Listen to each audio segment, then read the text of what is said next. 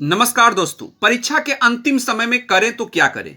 दोस्तों कुछ नहीं, बस ऐसे प्रश्नों को देख कर जाइए जो प्रश्न, जिस प्रकार के प्रश्न बिहार सचिवालय सहायक परीक्षा के लिए सबसे ज्यादा इंपॉर्टेंट है। चैनल पर पहली बार विजिट कर रहे हैं तो चैनल को सब्सक्राइब कर लें। दोस्तों प्रश्न है कि 36 रुपए प्रति लीटर दूध के साथ पानी किस अनुपात में मिलाया जाए कि मिश्रण का मूल्य 28 रुपए प्रति लीटर हो जाए। दोस्तों देखिए, यहां 36 रुपए प्रति लीटर के दूध के साथ पानी को किस अनुपात में मिलाना चाहिए जिससे कि मिश्रण का मूल्य 28 रुपए प्रति लीटर हो जाए। तो दोस्तों यहां मिश्रण क्या है, मिश्रण का मूल्य है 28 रुपए प्रति लीटर, ठीक है। और दूध का जो रेट है दोस्तों वह है 36 रुपए प्रति लीटर। दूध का जो रेट है वह है 36 रुपए प्रति लीटर। तो पानी का तो नहीं दिया हुआ कि पानी हम कितना मिलाएं, ठीक है। तो मान लिया कि पानी हम जीरो पानी मिले, 0 लीटर पानी हम यहां 0 यानी पानी हम इसको मान लिए। अब दोस्तों देखिए यहां करना क्या है, यहां 36 और 28 में कितना का डिफरेंस है। तो 36 और 28 में 8 का डिफरेंस है, और 0 में 28 में कितना का डिफरेंस है, तो ये 28 का डिफरेंस है, ठीक है। ये तो समझ लिए आप लोग। चलिए अब बस इसका अनुपात निकाल लीजिए ना, 28 और 8 का अनुपात निकाल लीजिए। तो ये 28 और 8 का अनुपात निकालिएगा तो ये हो जाएगा आपका 2 चौका 8, ये सच्चक 28 हो गया। यानी दोस्तों आपका जो अनुपात होना चाहिए वह होना चाहिए 7:2। इसी अनुपात में दूध और पानी को मिलाएगा तब जाकर मिश्रण का मूल्य प्रति लीटर 28 रुपए होगा। तो देखेंगे ऑप्शन में 7:2 कहां है, तो 7:2 ऑप्शन सी में है, और यही आपका सही आंसर होगा। उम्मीद करता हूं दोस्तों कि आप इसे समझ गए होंगे। ऐसे प्रश्न आएंगे तो बस आपको ऐसे ही करना है। अब समय कम है दोस्तों, तो वैसे प्रश्नों पे फोकस जरूर करें जिस प्रकार के प्रश्न पूछे जाते हैं। हम दोस्तों एक एक करके उन सभी महत्वपूर्ण प्रश्न के बारे में हम बताएंगे और सॉल्व भी करेंगे बहुत ही बेहतरीन तरीके से, एकदम विद्यार्थी की भाषा में, ताकि आप आसानी से समझ सकें, सीख सकें और आपके परीक्षा के लिए ज्यादा इंपॉर्टेंट हो। देखते हैं अगले प्रश्न को। अगला प्रश्न है दोस्तों, ₹800 की राशि 3 वर्षों में साधारण ब्याज पर ₹920 हो जाती है। यदि दर 3% प्रति वर्ष बढ़ा दी जाती है तो समान अवधि में वह राशि कितनी हो जाएगी। दोस्तों ध्यान से पहले प्रश्न को समझिए, फिर आप बहुत जल्दी सॉल्व कर लेंगे। 800 रुपए की राशि यानी यह मूलधन हुआ। 800 रुपए की राशि 3 वर्षों में साधारण ब्याज पर 920 रुपया हो जाती है, यानी आपका मिश्रधन हो गया। यह आपका मूलधन और ये मिश्रधन हो गया, ठीक है। यानी प्रिंसिपल, ये अमाउंट हो गया, और अमाउंट में से हम मूलधन को घटा लेते हैं, यानी प्रिंसिपल को घटा लेते हैं। मिश्रधन में से मूलधन को घटाएंगे और वो जो घट कर, जो निकल कर जो अंतर आएगा वही आपका ब्याज होगा। तो दोस्तों यहां आपका ब्याज कितना हो जाएगा, ब्याज हो जाएगा 920 में से 800 रुपया। यानी दोस्तों 800 रुपया आपने किसी से कर्ज लिया 3 वर्षों के लिए साधारण ब्याज पर, वह 920 रुपया हो गया। तो ब्याज कितना दिया आपने, तो 920 में से 800 हम घटा लेंगे तो ये हो जाएगा 0, और ये 2, और 9 में से 8 गया 1, यानी 120 रुपया आपका ये ब्याज निकला। यहां तक दोस्तों क्लियर है। और ब्याज का फॉर्मूला क्या होता है, इंटरेस्ट का फॉर्मूला क्या होता है, साधारण ब्याज का होता है P गुने R गुने T/100 होता है, ये तो आप जानते हैं। तो इंटरेस्ट आपका कितना दिया हुआ है, 120 दिया हुआ है ब्याज, प्रिंसिपल है आपका 800, रेट कितना है यही तो नहीं पता है, टाइम कितना है 3 ये तो पता है, तो 3 लिख दिया बाई 100। 2 सोना से 2 सोना हम काट दिए, ठीक है। और ये 120 कट जाएगा 8 से, 15 8 20 से 15 बार में कट जाएगा, और ये 3 से 15 कट जाए कितने बार में, 5 बार में, यानी रेट जो निकल कर आया कितना, 5।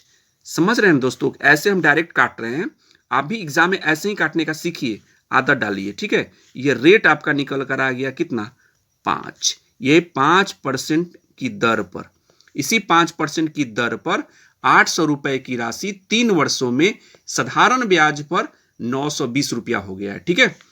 दोस्तों प्रश्न में कह रहा है यदि दर 3% प्रति वर्ष बढ़ा दिया जाए। अब दोस्तों यही जो रेट जो 5% है, इसमें 3% कह रहा है कि बढ़ा दीजिए। जो 5% में 3% बढ़ा देंगे तो कितना हो जाएगा, यह हो जाएगा 8%। अब 8% पर कह रहा है दोस्तों 800 रुपए की राशि 3 वर्षों में साधारण ब्याज पर कितना हो जाएगा, यानी अमाउंट आपसे पूछ रहा है। तो दोस्तों इंटरेस्ट सबसे पहले निकालेंगे तभी तो पता चलेगा ना। सिंपल इंटरेस्ट निकाल लेते हैं। तो प्रिंसिपल आपका हो गया 800, रेट हो गया 8, 5 नहीं अब 8 हो गया, टाइम रहेगा 3 वर्ष, ठीक है, बाई 100। तो 2 सोना से 2 सोना काट दीजिए, 8 में 8 से गुना कीजिएगा 64, और 64 में 3 से गुना करिए, 8 में 8 से गुना कीजिए 64, और 64 में 3 से गुना करिएगा तो यह हो जाएगा 192, यानी 192। यही 192 रुपया ब्याज होगा, यानी 800 रुपए पर 8% की दर पर 3 वर्षों में ब्याज कितना हो जाएगा, 192 हो जाएगा। तो हमसे पूछा जाए तो समान अवधि में वह राशि कितनी हो जाएगी, यानी अमाउंट पूछ रहा है। तो अमाउंट बराबर क्या होता है, प्रिंसिपल जोड़ ब्याज।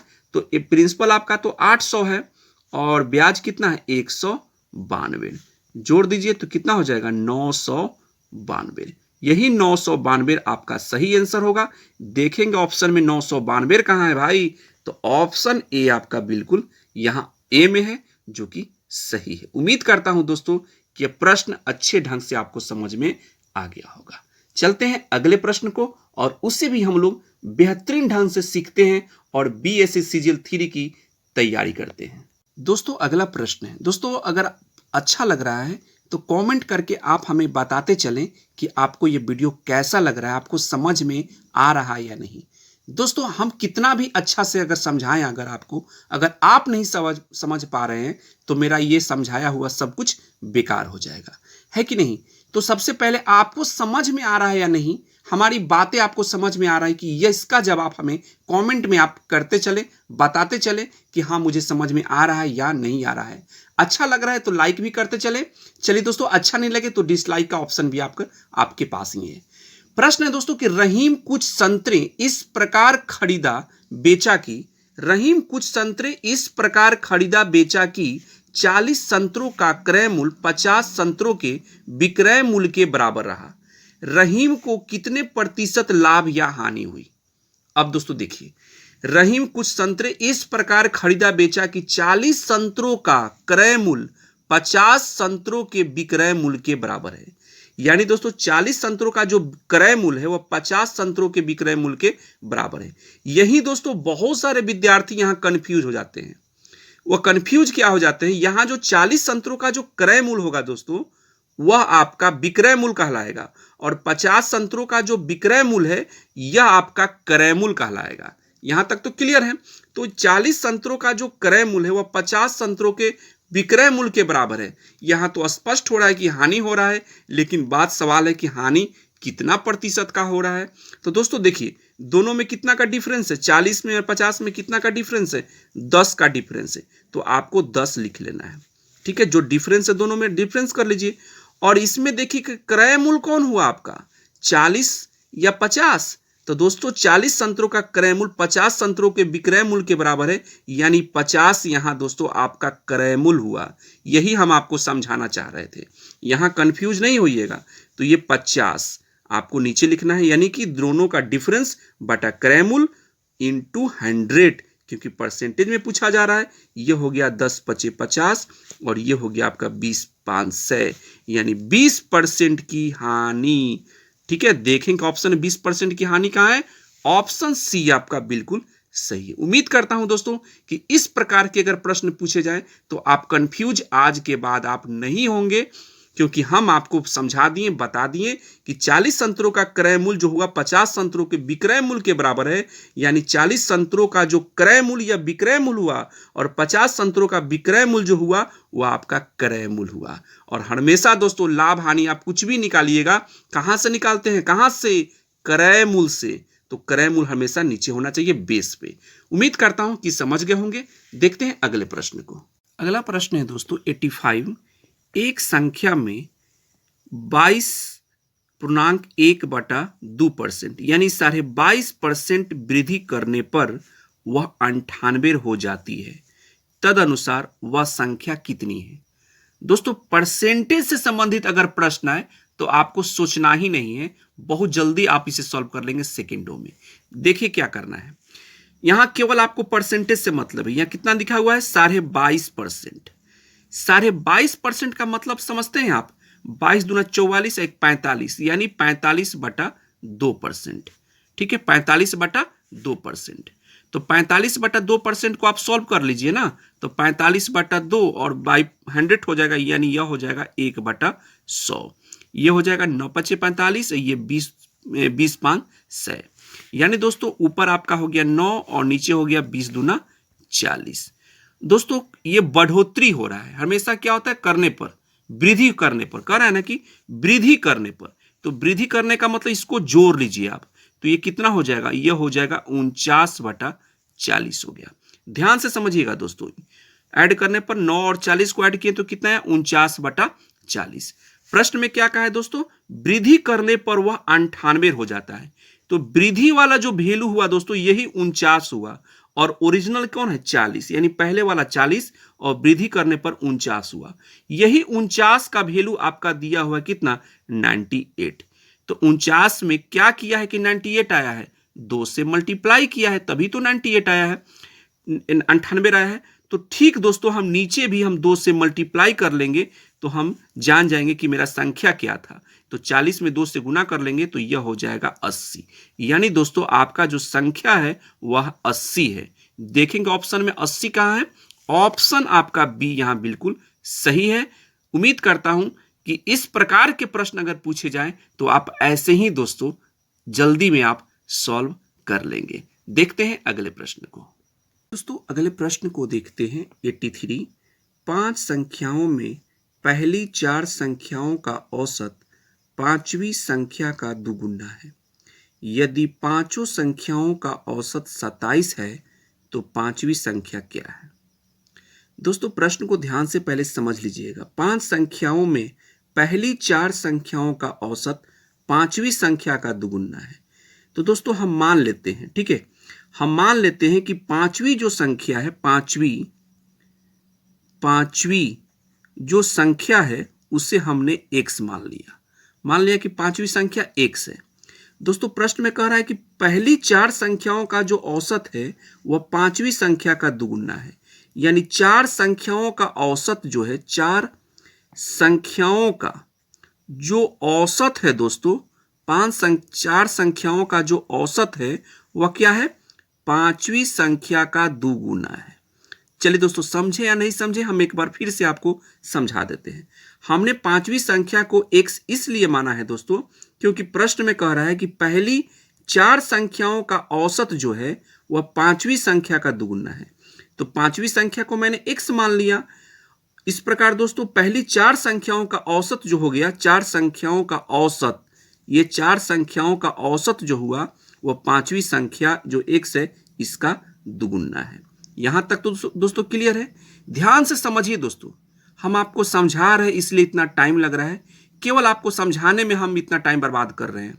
नहीं तो दोस्तों ऐसे प्रश्नों को आप भी अगर समझ जाएंगे तो बहुत जल्दी दोस्तों आप सेकेंडों में आप इसे सॉल्व कर लेंगे। ये सब करने की आपको जरूरत नहीं है, डायरेक्ट अपने मन में ये सब काम कर लेंगे और डायरेक्ट आंसर को आप पकड़ सकते हैं कि अब मेरा सही आंसर होगा। ठीक है दोस्तों, तो 4 संख्याओं का औसत क्या हो गया, 2x हो गया। यहां तक दोस्तों क्लियर है। आगे दोस्तों कह रहा है कि यदि पांचों संख्याओं का औसत 27 है, पांचों संख्या का औसत कितना है 27 है। दोस्तों एक बात देखिए, सबसे पहली बात कि कुल संख्या यहां हम जानना होगा हमको कि आखिर कुल संख्या कितना है। तो कुल संख्या क्या होता है उसे समझिए दोस्तों। तो 4 संख्याओं का औसत दिया हुआ है 2x। तो 4 संख्याओं का अगर हमें कुल संख्या पता करना हो तो औसत में 4 संख्याओं के औसत में हम 4 से गुना कर देंगे तो ये 4 संख्याओं का कुल संख्या निकल कर आ जाएगा। और 5वीं संख्या यहाँ x दिया हुआ है तो इसे हम जोड़ लेंगे। यानी औसत में 4 संख्याओं का जो औसत दिया हुआ है इसमें 4 से हम गुना कर देंगे तो 4 संख्याओं का कुल संख्या निकल कर आ गया। और यहाँ टोटल कितना संख्या है, 5 संख्या है। तो 5वीं संख्या को तो हम x माने हुए हैं तो इसको हम यहाँ जोड़ दिए। इस प्रकार दोस्तों 4 में 2x से गुना करेंगे तो यह हो जाएगा 8x और यहाँ प्लस x है। इस प्रकार दोस्तों टोटल कितना हो गया 9x। यहां तक दोस्तों आप समझ गए होंगे। चलिए दोस्तों ये कुल संख्या निकल कर आया आपका कितना 9x आया, ये कुल संख्या आया। अब दोस्तों यहां कह रहा है यदि पांचों संख्याओं का औसत 27 है तो दोस्तों यहां जो ये 27 आपका जो दिया हुआ है यह क्या है, 5 संख्याओं का औसत है, तो 5 संख्याओं के औसत में हम 5 से गुना कर देंगे तो ये 5 संख्याओं का कुल संख्या निकल कर आ जाएगा। ठीक है, तो दोस्तों हमें पांचवी संख्या बताने की पूछ रहा है कि पांचवी संख्या क्या है, जिसे हम x माने हुए हैं पांचवी संख्या को, यही x का वैल्यू हमें पता करना है। अब दोस्तों यहां देखिए, ये 27 9 से 3 बार में कट जाएगा, कट जाएगा कि नहीं, नतीजा 27 कट गया, तो x का जो वैल्यू निकल कर आ जाएगा क्या आएगा, यानी x बराबर हो जाएगा ये 5 गुने 3, यानी यह हो जाएगा आपका 15, यानी पांचवी संख्या जो होगा दोस्तों वह 15 होगा। देखेंगे कि पांचवी संख्या 15 जो है सही आंसर किस ऑप्शन में है, तो ऑप्शन सी में है, और यही आपका करेक्ट आंसर होगा। दोस्तों मैं उम्मीद करता हूं कि आप इसे अच्छे ढंग से समझ गए होंगे, और औसत वाली प्रश्न दोस्तों 1 से 2 प्रश्न तो फिक्स है दोस्तों कि औसत से रिलेटेड, औसत से संबंधित 1 से 2 प्रश्न पूछे जाएंगे। तो आपको एग्जाम में किसी प्रकार की गड़बड़ी नहीं करना है। आपको हम यहां समझा भी दिए हैं कि अगर ऐसे भी पूछे जाए, इसमें दोस्तों आपको बहुत कुछ सीखने को भी मिला होगा कि 4 संख्याओं का औसत दिया हुआ है तो कुल संख्या कितना होगा, तो 4 में हम गुना कर देंगे उसके औसत से, तो उसका कुल संख्या निकल कर आ जाएगा। इस प्रकार दोस्तों आप आसानी से आप ऐसे प्रश्न को आप इजीली सॉल्व कर लेंगे। देखते हैं दोस्तों अगले प्रश्न को। अगला प्रश्न है दोस्तों 84 नंबर।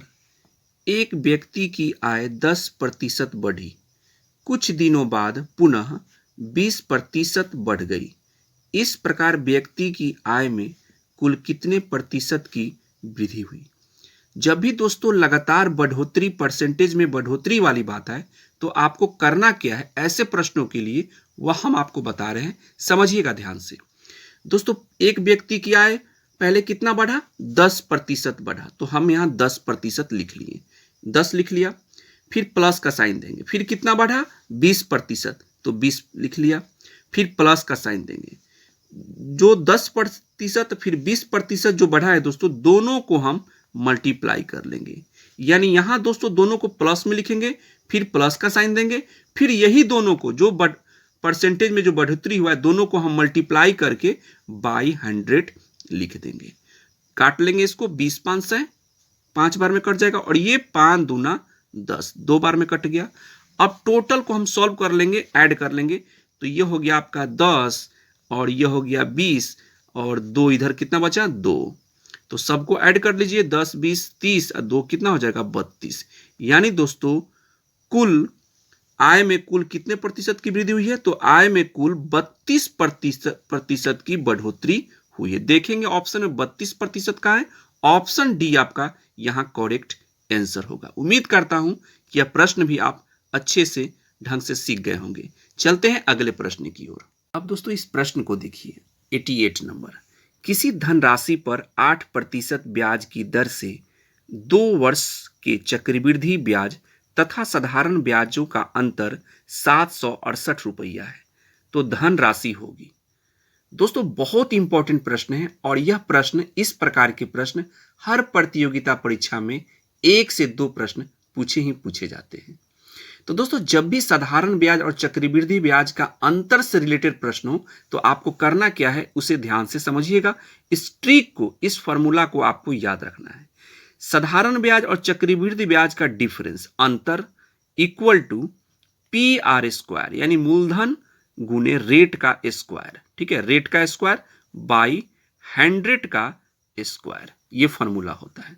चलिए, तो डिफरेंस कितना दिया हुआ है, अंतर 768, तो 768 लिख लीजिए, बराबर प्रिंसिपल, तो मूलधन तो हमें नहीं पता है, और यही तो मूलधन धनराशि हमें निकालना है, तो इसे छोड़ देंगे। रेट कितना दिया हुआ है भाई, 8%, तो 8 का स्क्वायर बाई 100 का स्क्वायर, यानी 100 का स्क्वायर करिएगा तो 400 ना हो जाएगा। यहां तक तो आप लोग समझ लिए। चलिए, 768 को यहां आप लिख लीजिए, इसके नीचे आप 1 मान लीजिए, क्योंकि इसके नीचे कुछ नहीं है तो आप 1 मान लीजिए, बराबर इक्वल का साइन दीजिए, P गुने 8 का स्क्वायर आपका 64 हो जाएगा। 8 का स्क्वायर यानी 8 गुने 8 64 बाई 10,000।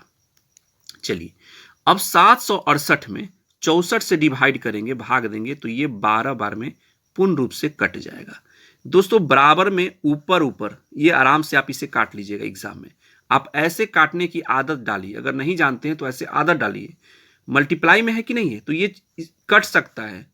अगर केवल सिंगल भी हो दोस्तों तो उससे ऊपर ऊपर हम काट सकते हैं, नीचे नीचे काट सकते हैं। ठीक है, तो 768 में हम 64 से डिवाइड किए तो 12 बार में कट गया। ठीक है, अब दोस्तों 12 बार में कट गया तो ये क्रॉस मल्टीप्लीकेशन से आप गुना कर लीजिए। तो 1 का गुना p से करिए तो क्या आ जाएगा p, यानी इसका गुना इससे, और 12 का गुना 10,000 से कीजिएगा तो ये आपका हो जाएगा 12,000। और यही दोस्तों आपकी धनराशि होगी। देखेंगे ऑप्शन में 12,000 कहाँ है, ऑप्शन सी में है, और यही आपका सही आंसर होगा। दोस्तों एक बार फिर से चेक कर लीजिए, 100 का स्क्वायर, तो 100 का स्क्वायर का मतलब कितना, 10,000 ना, 10,000 यानी 4 सोना ना, तो ये 3 सोना, 1 सोना और, यानी 1,20,000 रुपया। ठीक है, 1,20,000 रुपया धनराशि होगा, जो कि ऑप्शन सी आपका बिल्कुल सही है। दोस्तों इस प्रकार के प्रश्नों के लिए आप हमेशा दोस्तों इस कंसेप्ट का, इस फॉर्मूला का आप यूज करेंगे। यदि 2 वर्षों के लिए बात रहे तब, प्रश्न में यदि 2 वर्ष वाली बात रहे और चक्रवृद्धि और साधारण ब्याज का अंतर दिया, कभी कभी डिफरेंस नहीं देगा, कभी मूलधन नहीं देगा, कभी रेट नहीं देगा, तो इस प्रकार आप इस फॉर्मूला का यूज करेंगे तो आप आसानी से दोस्तों ऐसे प्रश्नों को आप सॉल्व कर लेंगे।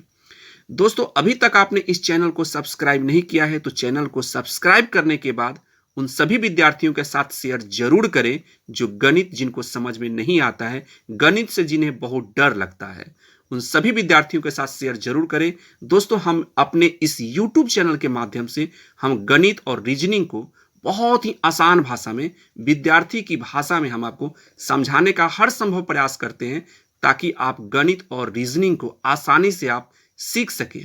चाहे आप गणित और रीजनिंग में कितना भी कमजोर हो तो आप आसानी से आप गणित और रीजनिंग सीख सकते हैं। मिलते हैं दोस्तों अगले वीडियो में मैथ या रीजनिंग के किसी भी वीडियो के साथ। तब तक अपना ध्यान रखिए। जय हिंद, वंदे मातरम।